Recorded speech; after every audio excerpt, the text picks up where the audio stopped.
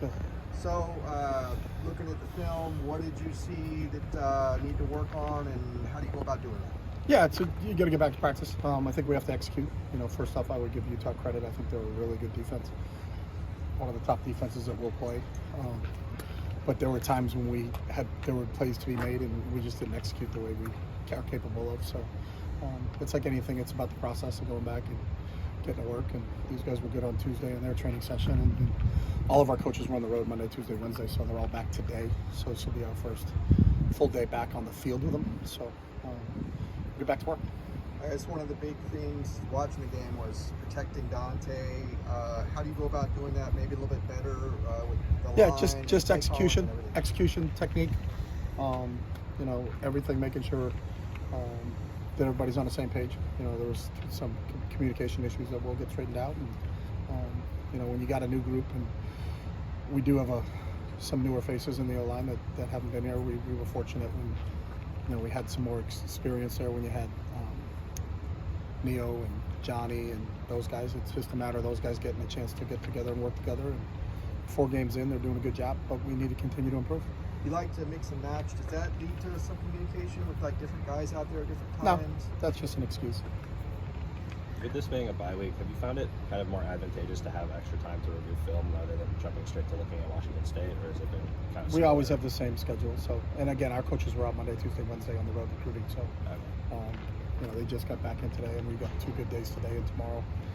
We'll get our base Washington State stuff in. But they're always watching film, and in the technology nowadays, they have iPads around the road, so they watched everything while they were away. So we're where we need to be from a film standpoint.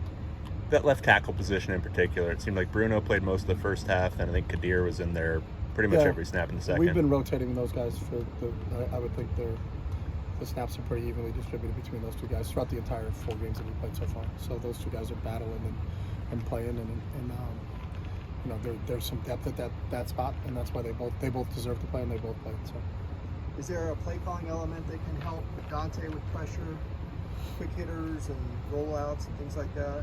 What's that? That can help protection for Dante. Yeah, I mean, you can look after a game and say a million different things. Yeah. Maybe we should have been empty the entire game. You can always do that. That's part of analyzing what you do and what's beneficial to you. We felt like we had a max protect them, and we did do that.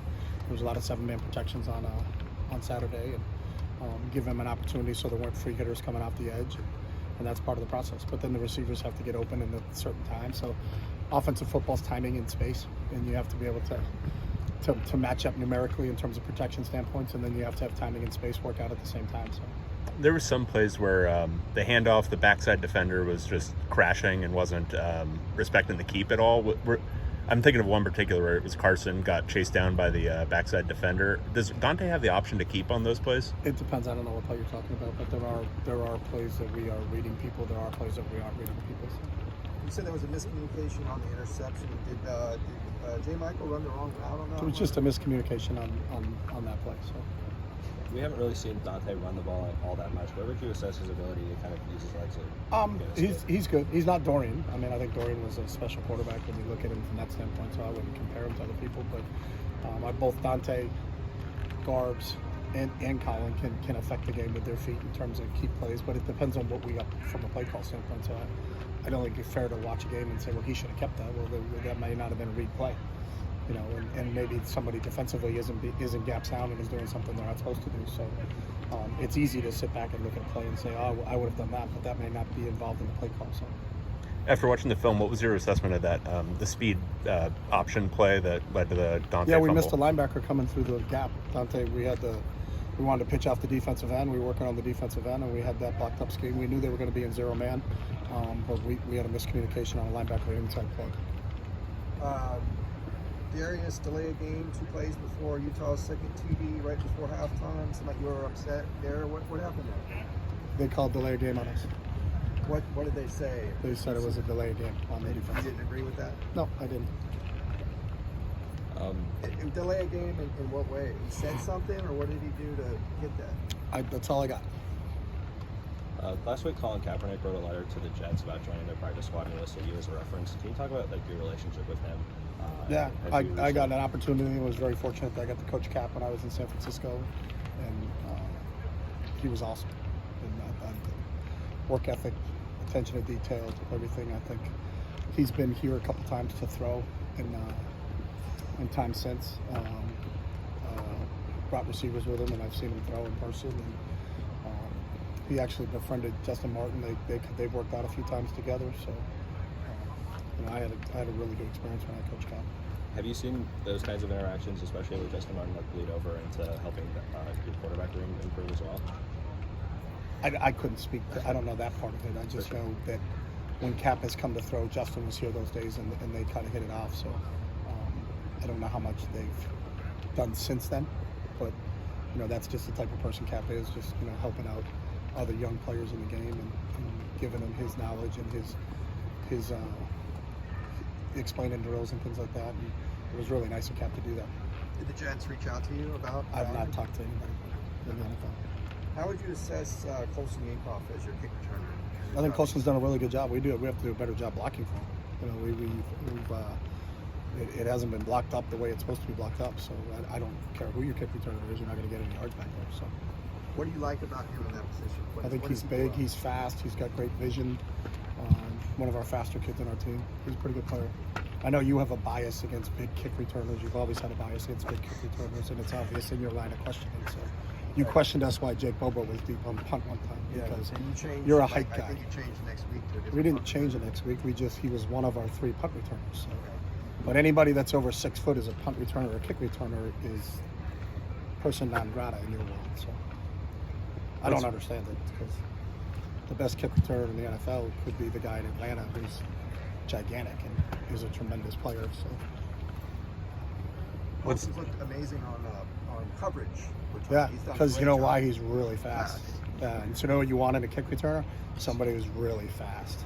So we try to get the same thing going. We have to block better on our kick return. So I could put you deep and you wouldn't gain any yards if we don't block for you. So, and I know how athletic you are. So Now multi-positional. multi-positional. You're moving from quarterback, same as Colson.